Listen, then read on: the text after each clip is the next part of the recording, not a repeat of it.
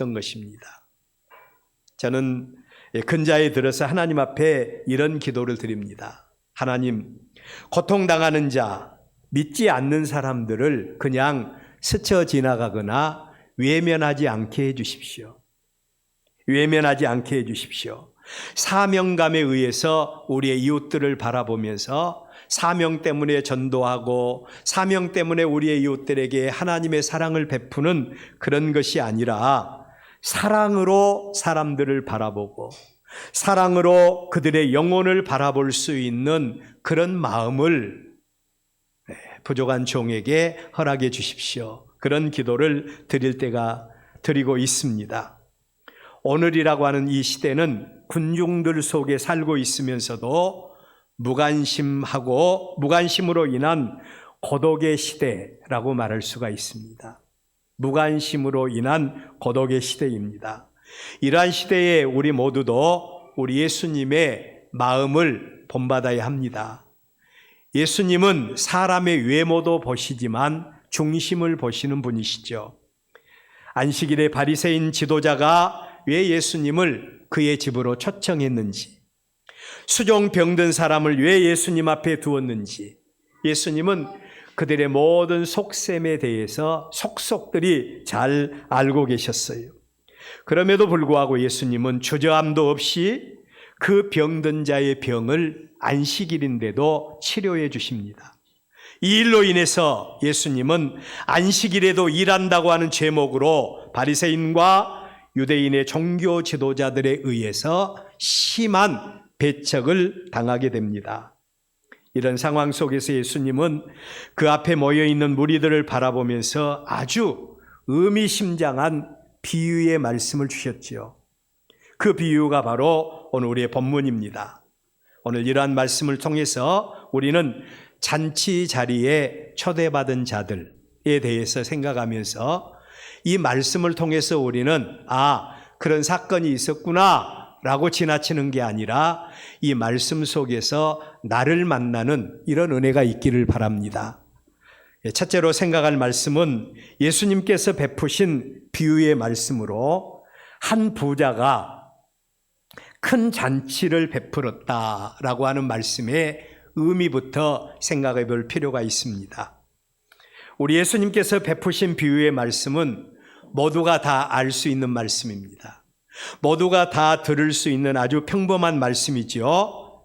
그러나 예수님은 어떤 비유를 사용하실 때 뭔가 의미를 두고 하시는 말씀이라는 사실을 우리는 깊이 새겨보아야 합니다. 그렇다면 오늘 우리의 본문에서 예수님께서 주신 이 잔치의 비유에 대해서 우리는 몇 가지를 추론해 보아야 됩니다. 그 중에 하나가 큰 잔치는 어떤 잔치였을까? 우리가 한번 생각해 봐야 돼요. 그리고 두 번째로는 그 잔치를 배설한 사람은 누구였을까? 그리고 그 큰 잔치를 배설한 주인의 목적, 그리고 그 잔치에 초청받은 자들은 또 누구를 지칭하는 말인가? 저와 여러분이 오늘 우리의 본문의 비유를 통해서 생각해 봐야 돼요.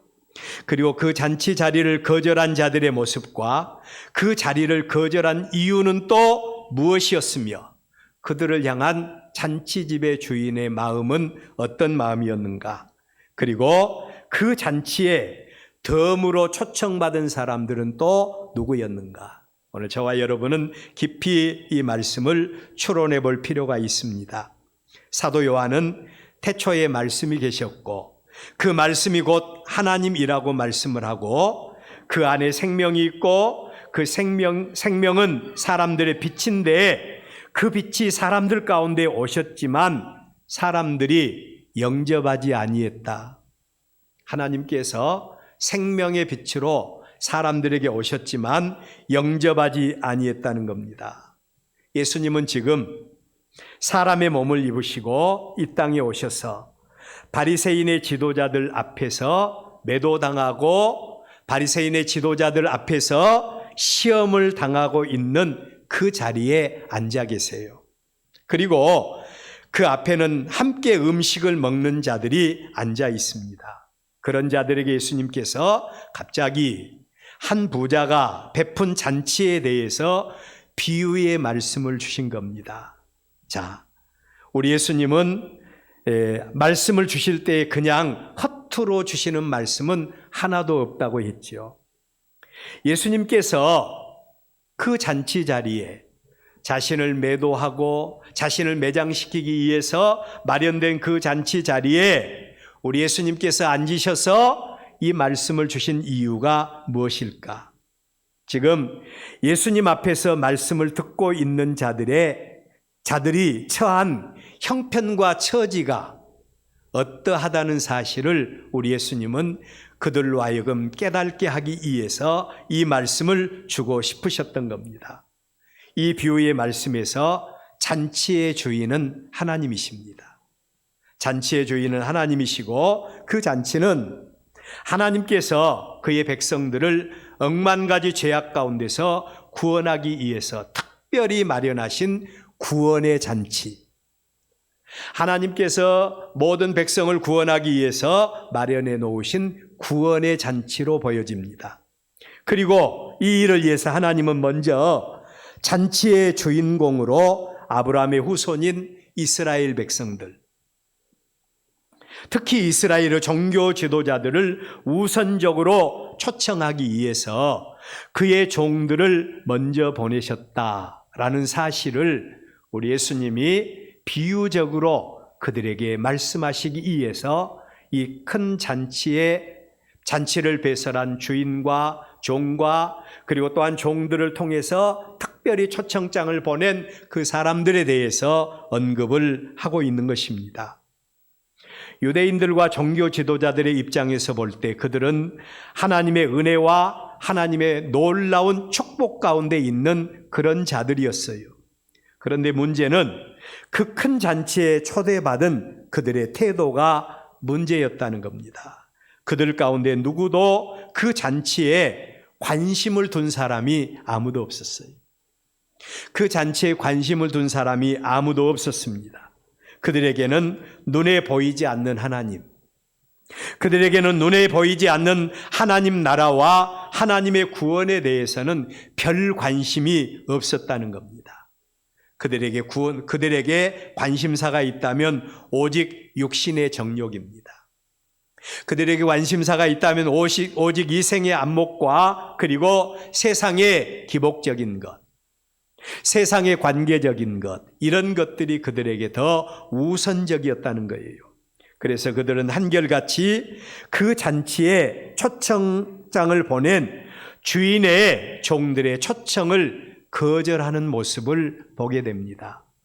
우리의 본문 18절, 다 일치하게 사양하여 한 사람은 이르되 나는 밭을 샀음에 아무래도 나가봐야 되겠다 하고, 한 사람은 소 5겨리를 샀음에 시험하기 위해서 가야 하고, 한 사람은 장가들어서 가지 못하겠노라고 사양하는 모습을 바라볼 수가 있습니다.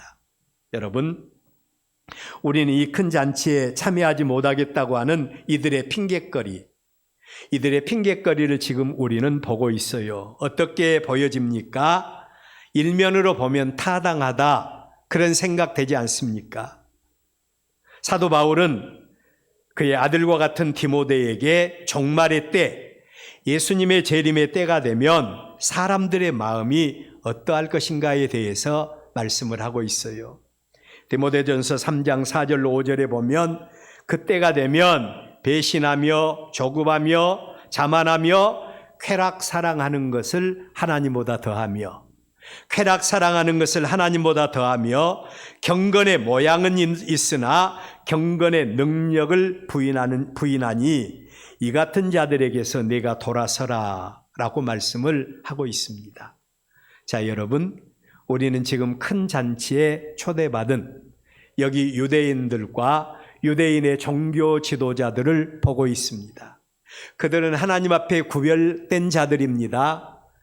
그들은 하나님의 망극하신 사랑을 받은 자들입니다. 그럼에도 불구하고 그들은 한결같이 육신의 일들 때문에 주인의 잔치를 거절하는 그런 모습을 우리의 본문에서 보고 있어요. 만약에 이들이 하나님의 사랑을 알고 만약에 이들이 하나님께서 베푸신 잔치의 소중함을 알았다면 그들의 모든 육신적인 일들과 모든 형편과 처지, 모든 것들을 다 잠재우고 그리고 먼저 그의 나라와 그의 의를 구했다면 잔치의 주인 되신 하나님이 얼마나 기뻐하셨을까? 오늘 우리 성도들 가운데서도 하나님의 은혜를 아는 하나님의 거룩한 백성들이라고 한다면 우리도 열일을 젖혀놓고 하나님, 나에게 있어서는 하나님의 은혜가 내 삶의 목적이고 하나님의 은혜 가운데 사는 것이 내 삶의 목적이라고 생각하고 그리고 우리 한 사람 한 사람이 하나님의 초청에 응하게 되었을 때 살아계신 하나님께서 영광 받으실 줄로 믿습니다. 하나님을 감동시키는 저와 여러분들이 될 수 있기를 바랍니다. 그런데 여기 유대인들의 종교 지도자들과 유대인들은 하나님을 감동시키는 것이 아니라 하나님의 초청에 세상적인 이런 조건들 때문에 그 초청에 응하지 않는 그런 모습을 보게 됩니다. 그렇다면 두 번째로 잔치 자리에 초대받고도 응하지 않는 자들을 향하신 주인의 반응입니다. 잔치 자리에 초대를 받고도 그 잔치 자리에 응하지 않는 자들을 향하신 주인의 반응, 어떤 반응이었는가? 아, 그래? 바쁜가 보구나. 참 안 됐네. 너희들의 말을 들어보니까 형편과 처지가 이해가 된다 라고 말하면서 주인이 반응을 했습니까? 21절 이하의 말씀을 보면 종이 돌아와 주인에게 그대로 고하니 이에 주인이 노하여 그 종에게 이르되 빨리 시내의 거리와 골목으로 나가서 가난한 자들과 맹인들과 저는 자들을 데려오라 하니라. 여러분, 주인이 어떻게 반응을 했습니까? 너의 형편과 처지 보니까 이해가 된다. 다 내가 이해해. 라고 반응한 것이 아니라 주인이 그들에 대해서 대노했다. 라고 말씀을 하고 있어요. 이 잔치의 목적은 주인을 즐겁게 하기 위한 그런 잔치가 아니었어요. 집주인이 평소에 관계해 주었던 자들, 평소에 더 큰 은혜로 채워주고 싶었던 그런 자들, 소수의 택한 사람들을 위해서 특별히 주인이 마음 먹고 배설한 잔치가 이 잔치인 겁니다. 비슷한 하나님의 은혜가 사도행전 10장에 보면 나와요. 고넬료라고 하는 사람, 이 사람은 로마 군대의 백부장인데 하나님 앞에 영광을 돌리는 그 모습을 바라보면서 하나님이 이 고넬료에게 더 큰 은혜로 복주시기 위해서 하나님께서 이 고넬료에게 응답을 하십니다. 베드로를 청하여다가 하나님의 말씀을 들으라는 거예요. 하나님께서 이 고넬료에게 응답하셨어요. 이 말씀을 들은 고넬료는 그 종들 가운데 신실한 종들을 뽑아서 베드로에게 그 종들을 보내서 베드로를 청하여다가 그 집으로 오게 합니다. 우리 잘 알죠? 베드로는 어부입니다. 어부 출신이에요. 그러면서 예수님의 제자가 된 사람이 베드로죠. 근데 고넬료는 로마 군대의 백부장입니다. 베드로가 왔을 때 이 고넬료가 어떤 모습으로 베드로를 영접해 드립니까? 엎드려서 절을 하는 모습을 볼 수 있어요. 하나님의 말씀을 맡은 하나님의 종에 대해서 존경을 표하고 그리고 어떤 말씀을 주신다 할지라도 그 말씀을 아멘으로 받겠다고 하는 이런 뜨거운 열정이 이 고넬료에게 있었던 것을 알 수가 있습니다. 특별히 그의 백성들을 위해서 배설한 잔치가 이 잔치입니다. 이 잔치를 위해서 주인은 심혈을 기울여서 모든 것을 다 준비를 했어요. 그리고 그 종들을 보내서 잔칫날에 정중하게 그들을 초대하게 된 겁니다. 얼마나 귀한 잔치입니까? 이러한 주인의 정성과 이런 주인의 호의를 아는 사람이라면 당연히 만사를 제쳐놓고 주인의 잔치에 응해야만 했습니다. 그런데 의외의 반응을 하게 된 겁니다. 잔치에 초대받은 자들의 반응을 보면 다 일치하게 사양하여 말하기를 어떤 사람은 밭을 샀다. 밭을 사서 밭에 나가봐야 되기 때문에 내가 주인의 잔치에 참여하지 못하겠다는 겁니다. 어떤 사람은 소 5개를 샀는데 내가 시험을 해봐야 되겠으니까 가지 못하겠다고, 장가 들었으니까 가지 못하겠다고, 주인의 잔치에 응하지 못하겠다고 하는 반응들이 가지각색으로 나타나는 모습입니다. 이들은 분명히 주인의 초대를 받았습니다. 그 주인의 잔치는 놀라운 잔치입니다. 그 잔치의 중요성을 알지 못한 사소한 그들의 육신적인 일들 때문에 주인의 잔치에 응하지 못하겠다고 말씀을 하고 있는 겁니다. 어떻게 보면 이해가 되는 부분이기도 합니다. 우리가 세상 살고 있는데 어떻게 하겠느냐라고 말할 수 있어요. 그런데 그 잔치의 주인이 누구인가, 그리고 그 잔치 자리가 어떤 자리인가를 아는 사람이라면 절대로 우선순위에 혼란을 느끼지 않아요. 얼마 전에 우리는 세계적인 대통령, 미국의 트럼프 대통령이 대통령의 취임식을 갖게 되는 모습을 보았어요. 이때에 세계의 정치가들 한 사람이라도 더 트럼프 대통령의 초청을 받기 위해서 줄을 대는 그런 모습을 볼 수가 있었죠. 경제계의 인사들이 이 잔치에 참여하기 위해서 줄을 섭니다. 어떤 기업인은 이 잔치에 참여하기 위해서 엄청난 기부금을 희사했다, 이런 이야기도 들을 수가 있어요. 잔치의 주인공이 누구인가가 매우 중요하고, 그 잔치가 어떤 잔치인가를 아는 것이 매우 중요하고, 그 잔치에 참여할 수 있다는 것이 얼마나 귀하고 복된 것인가를 아는 것 매우 중요한 것입니다. 예수님께서 바리새인 지도자와 유대 종교 지도자들이 모인 자리에서 이 말씀을 지금 하시고 있는 이유가 무엇인가를 우리는 기억해야 됩니다. 그 잔치는 하나님이 배설한 잔치이고, 그 잔치는 하나님께서 특별한 구원과 은혜와 축복을, 생명을 우리에게 공급하기 위한 잔치였다. 그 잔치에 우리 모두를 초청하셨다. 많은 사람을 초청한 게 아니에요. 하나님께서 특별히 택하신 백성들에게 하나님은 초청장을 보내서 우리를 초청하셨다는 겁니다. 이때에 우리 한 사람 한 사람이 그 초청의 의미를 알고 초청에 임하는 자가 되어져야 됩니다.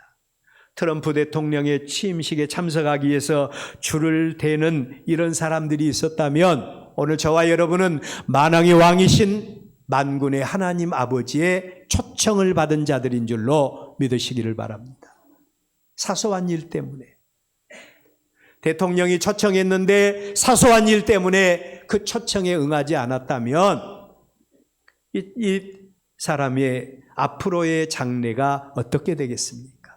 오늘 저와 여러분이 하나님의 초청을 귀하게 생각하고 사소한 일 때문에, 우리의 개인적인 일들 때문에, 세상적인 일들 때문에 이런 것들이 핑계가 되고 조건이 되어서 하나님의 잔치 자리에 참여하지 못하는 어리석은 자가 되지 마시기를 바랍니다.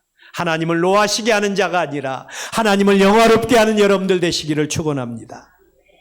두 번째로, 그 촛대를 옮겨버리시겠다고 하시는 주인의 음성입니다. 사소한 일 때문에, 사소한 자기들의 일들 때문에 잔치 자리를 거절한 이런 자들에 대해서 잔치의 주인은 그의 종들을 다시 보내서 그들을 초청하지를 않았습니다. 24절에 보면 내가 너희에게 말하노니 전에 청하였던 그 사람들은 하나도 내 잔치를 맛보지 못하리라 라고 말씀을 하고 있어요. 심혈을 기울여 잔치를 준비한 주인은 그 잔치의 의미를 알지 못하고 우선순위를 알지 못한 자들을 향하여 그 잔치 자리에 참여하지 못하도록 그들의 지위를 그 자리에서 박탈해 버립니다. 요한계시록 2장 5절 이하의 말씀도 보면 에베소 교회 성도들을 향해서 우리 예수님께서 주신 말씀 가운데 그러므로 어디서 떨어졌는가를 생각하고 회개해서 처음 행위를 가지라. 만일 그리하지 아니하고 회개하지 아니하면 내가 내게 가서 내 촛대를 그 자리에서 옮겨버릴 것이다. 회개하지 아니하면. 그 촛대는 바로 하나님의 교회입니다. 하나님의 교회를 그 자리에서 옮겨버리시겠다라고 말합니다. 우리는 하나님의 놀라운 초대를 받은 자들입니다. 하나님의 은혜를 받은 하나님의 거룩한 백성들입니다. 하나님의 초청을 받은 우리가 사소한 세상적인 일들 때문에, 우리의 핑곗거리 때문에 하나님의 초대에 응하지 아니하고 우선순위를 상실해 버릴 때 하나님께서 대노하실 뿐만 아니라 그 촛대를 옮겨버리는 모습을 볼 수가 있습니다. 처음에 잔치에 참여한 자들, 잔치에 참여하도록 초청함을 받은 자들, 그들 가운데 어떤 사람도 이 잔치 자리에 오지 못하게 해라. 그리고 말씀하시기를 사람들을 강권하여 데려다가 그들의 빈자리를 채우라고 말씀하시는 주님의 비유의 말씀을 듣고 있는 것입니다. 오늘 예수님께서 주신 이 비유의 말씀은 누구를 향하여 주신 말씀입니까? 첫째로는 바리새인의 지도자요, 그리고 하나님의 특별한 백성으로 택함받은 이스라엘의 종교 지도자들입니다. 두 번째로는 오늘 구원받고 생명 얻은 저와 여러분들을 향하여 주신 비유의 말씀으로 받으시기를 바랍니다. 우리 주님께서, 하나님 아버지께서 우리를 위해서 이러이러한 은혜와 축복을 하나님께서 준비하셨다. 그리고 그 구원의 잔치 자리로 우리 모두를 초청하셨다. 그런데 우리는 이 잔치 자리를 어떻게 생각하고 있습니까?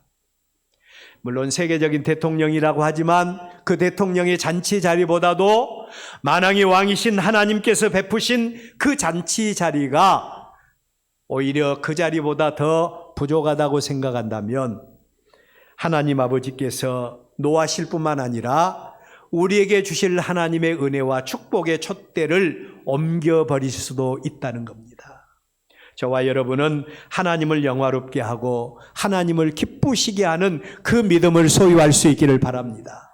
그러기 위해서는 우리의 삶 속에 우리의 우선순위가 어떠해야 할 것인가를 우리는 깊이 묵상할 수 있어야 돼요. 마지막으로 그 잔치 자리에 최종적으로 초대받은 자들이 누구인가? 오늘 우리의 본문 21절, 종이 돌아와 주인에게 그대로 고하니 이에 집주인이 노하여 그 종에게 이르되 빨리 시내의 거리와 골목으로 나가서 가난한 자들과 몸 불편한 자들과 맹인들과 저는 자들을 데려오라 하니라.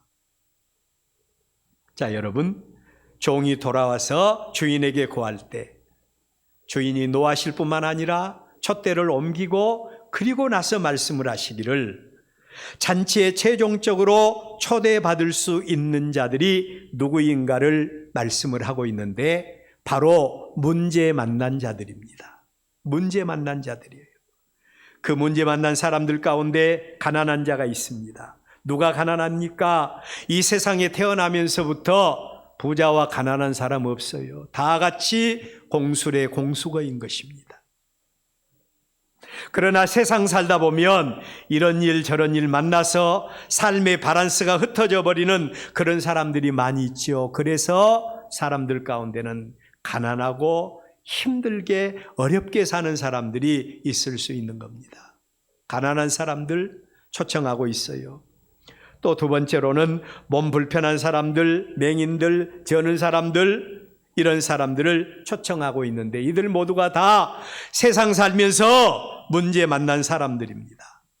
우리는 계속해서 하나님의 말씀을 통해서 하나님이 우리 인생 가운데 개입하시면서 여러 가지 문제를 주심에 대한 하나님의 말씀을 들을 때가 많이 있었어요. 왜 하나님이 우리에게 문제를 만나게 하십니까? 하나님께서 우리 인생 가운데 만나주시기 위해서다. 혹시 여러분들 문제 만나셨어요? 혹시 여러분들 삶 속에서 여러 가지 염려와 근심거리가 있습니까? 여러 가지 질고가 있습니까? 문제를 하나님께 가지고 나오십시오.